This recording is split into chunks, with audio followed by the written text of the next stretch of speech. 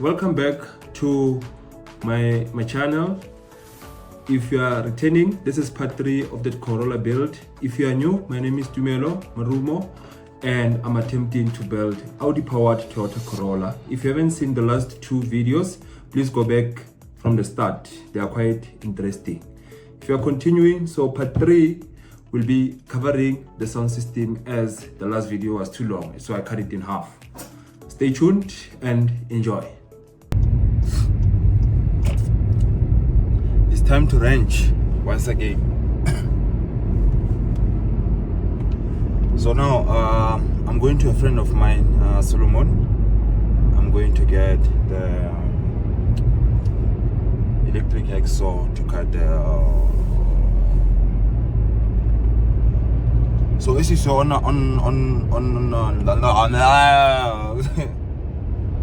you know, it's in the morning and then sometimes English runs away, guys, but it's fine. So what I'm saying is, now I'm on my way to a friend of mine.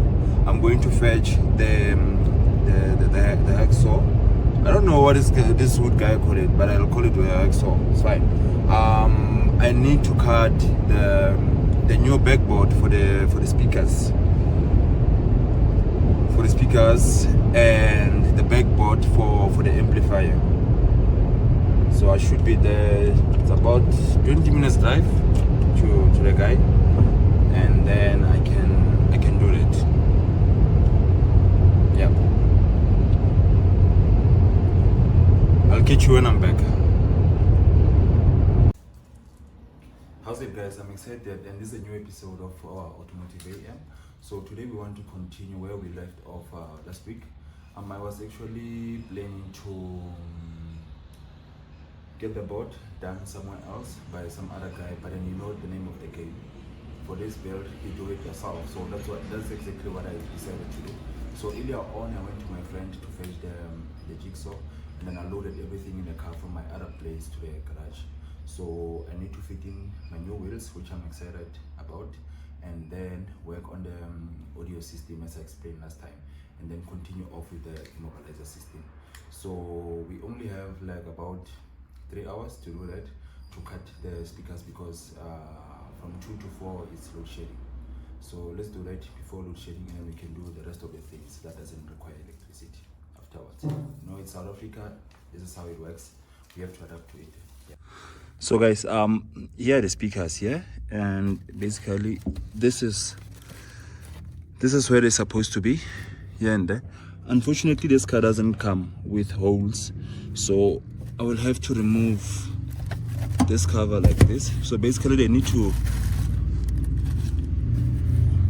sit flat like that, and that one like that. So what I'm going to do now, I have to remove this carpet here, and then mark.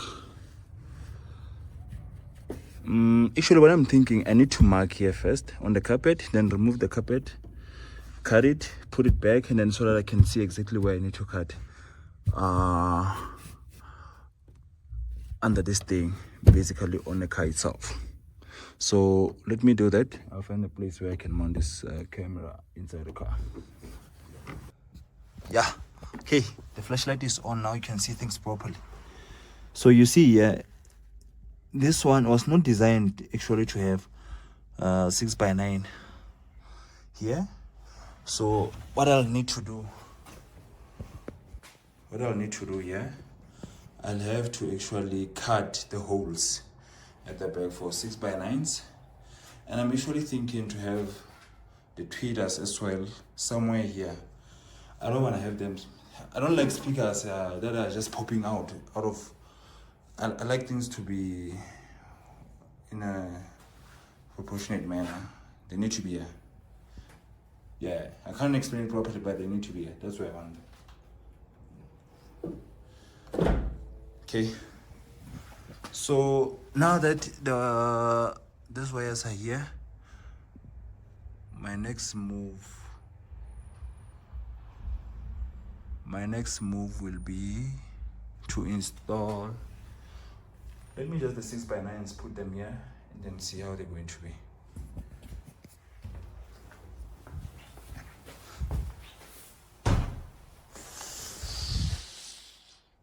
Damn it.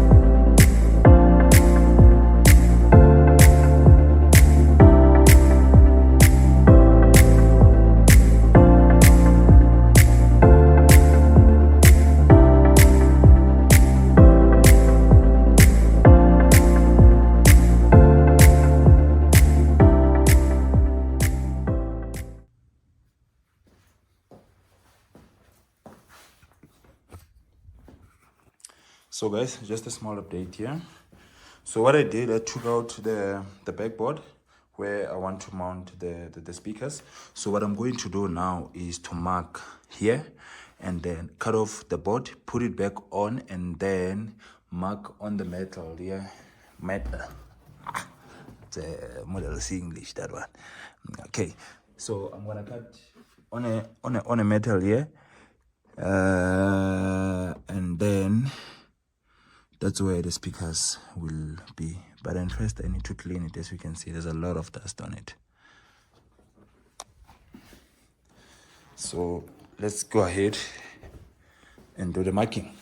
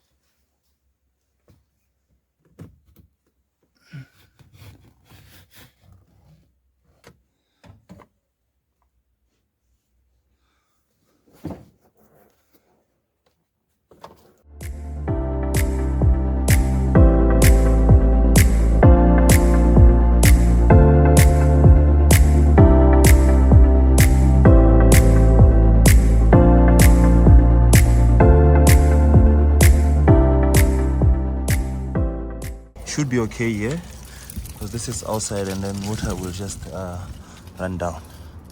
Let me get the degreaser, prepare the degreaser and soapy water, then I can work on it.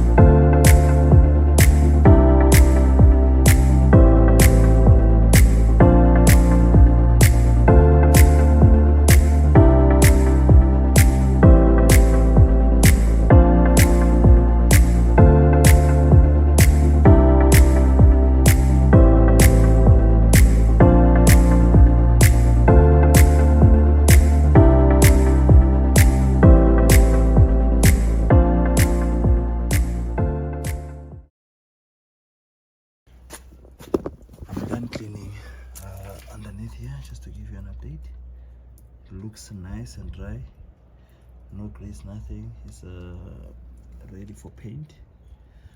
So what I'm going to do now, actually what I did while I wait for it to dry was to clean this carpet here. So this carpet is the one for here. So here you see here on the side and there on the side, they were dirty. That's why I was cleaning them. They look nice and clean now. So I'm gonna wait for them to dry as well, remove everything in a boot here, and then install them. For now, let me prepare the paint, then I can paint this stain to make it look nice.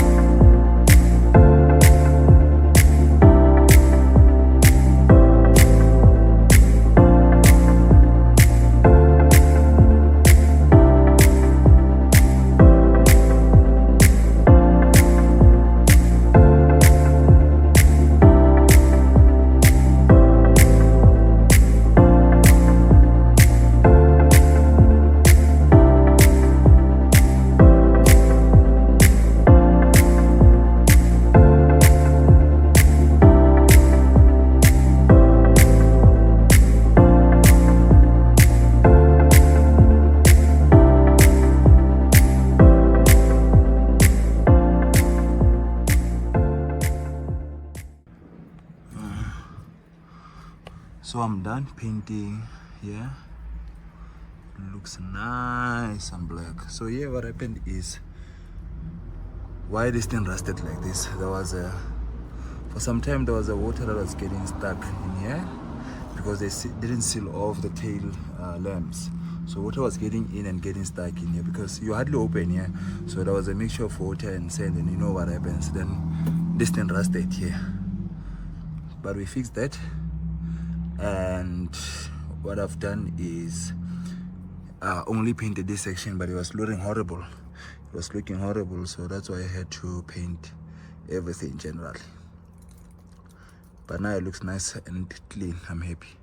I'm just gonna wait for it to dry. While I wait, I'm gonna do other things that I said that are planned for today.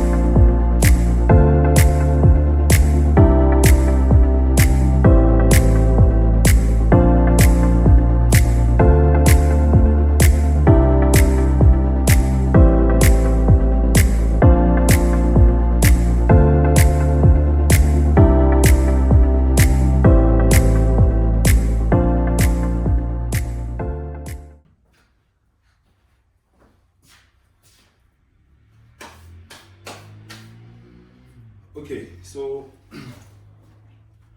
now I cleared everything that was in the car.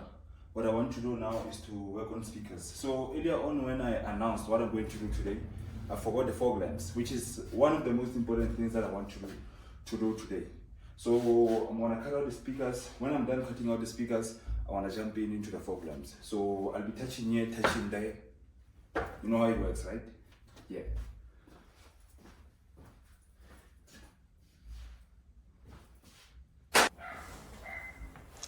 So guys, load shedding has started. As you can see, I plugged here my 12-volt LED light. That's what I'll be using to do some of the work that I need to do here. So what I'm going to do is I'll only do things that I can do when actually the ones that doesn't need electricity. And I have my light on there. It's very cold. I also have my heater on here so that I can work. I think I'll start first with the sound system, just to run the wires from the dash all the way to the back by the boot. I'm not going to connect anything, just to run them. Then from there I'll focus on the security system, and then I do the fog lamps. Actually I should do the hooters first. As you can see there's the old heater. It sounds terrible, I don't like it. So that's why I'm gonna run a dual hooter. Then I can honk at my friends with confidence, actually. So let's get on with it. I'm gonna set up the camera so that I can show you guys what I do. I'll try to show as much as I can. So let me just get these things that I need, all of them. For now, okay, the input wires are already that side. What's in there? Nothing. The hooter, cable, the fuse. The speakers I'll get a bit later. So basically I'll be using, as I said, I'm not looking for anything crazy, right? So this is the head unit that I'll be using, the cheap one. It's a Tiger one. As long as this thing has sound in it, I'm happy. It doesn't have to be anything crazy. I'm not building this thing to go for sound competitions and stuff. So that's what I'll be running. What I want to do now is to run this what do you call them? Can't remember the name of this thing even now, but I know what I do. That's the most important thing. So I'll be running this and the one for the remote for the amplifier, because the amplifier will be at the back as well. So I need to run it from the head unit all the way to the back. So when I switch the car off, when I switch the radio off, it needs to switch off the amplifier off as well, so that it doesn't deplete the battery. Because I'm using like a really small battery here, so that will not be good. That won't be good. It's gonna be tricky, man. Let me see if I can put this one inside. Damn it, this garage is small and there's a lot of things I need to know. Okay.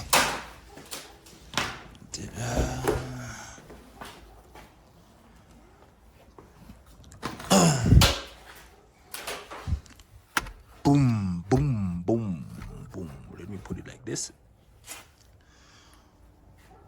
So here earlier on I was busy trying to figure out how basically to make the temperature read. So the original plan was to use the Audi gauge, temperature gauge, but it was proving to be a lot of work. I already ran wires for it actually here, because from the sender, from engine sender, that side, I'll show it to you where it is. So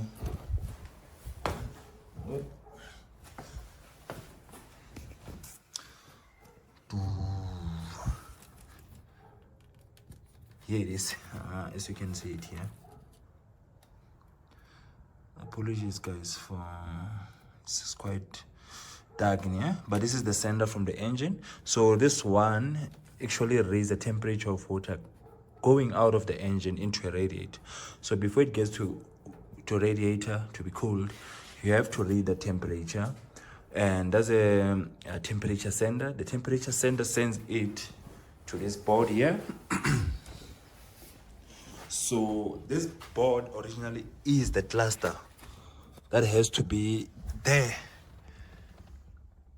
but because it's in a Corolla now, it doesn't fit there. That's why I have it here. So basically I use it to interpret the signals coming from the ECU for the RPM and the temperature. That was the original idea. That's what I wanted to do. So this one here, that's why I have this wires extended from here to the back of the cluster there.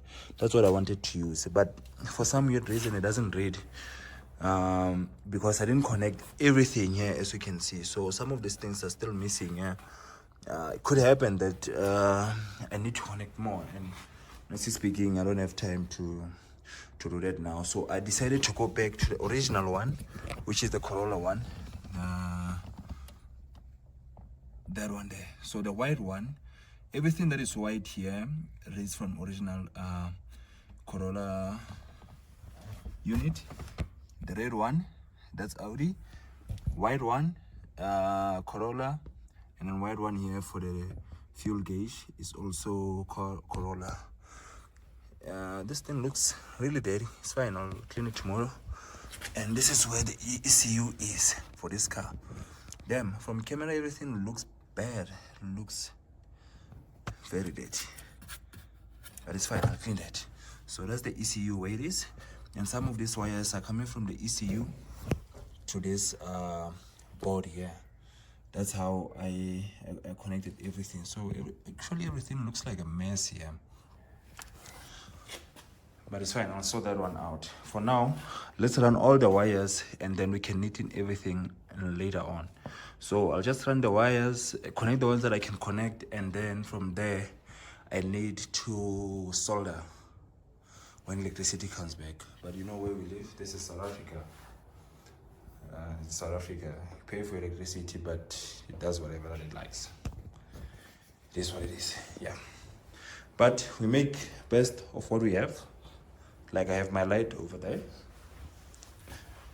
have my heater over there, have my car in my garage, we wrench, we work.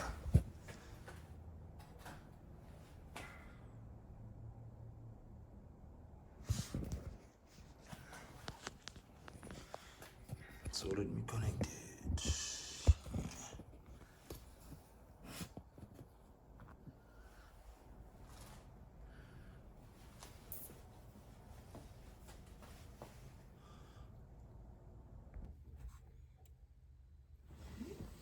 So guys, it's 9 minutes past 12 right now, past midnight.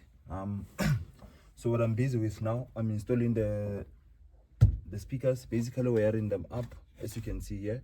So my wires will be running from the back of the backboard and then into the front of the amplifier. But the reason why I'm shooting this video is just to say to those who are making excuses and saying that they don't have time, you have time. You choose what you do with your time.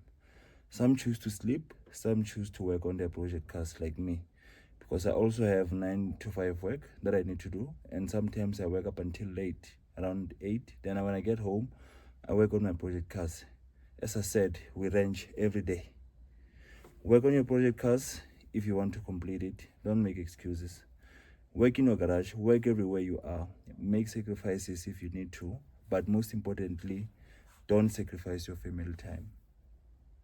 Spend time with your family, and rather sacrifice a little bit of your sleep to work on your project cars than sacrificing your family time. And respect your work. That's it. Let's get on with the video. I'm a bit slow now because I'm tired, but we move.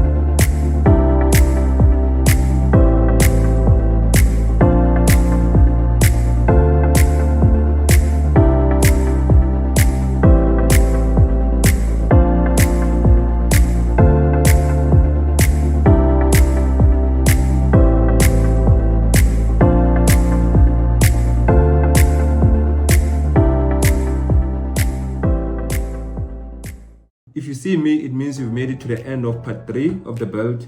Please stay tuned for part 4, which is the last part of this build, which I will be doing a price reveal and how to enter a competition to take this amazing build home. I've always had a dream of building something like this after my father passed away in his memory, but now I want to give it to a special person, which could be you. Stay tuned and enjoy.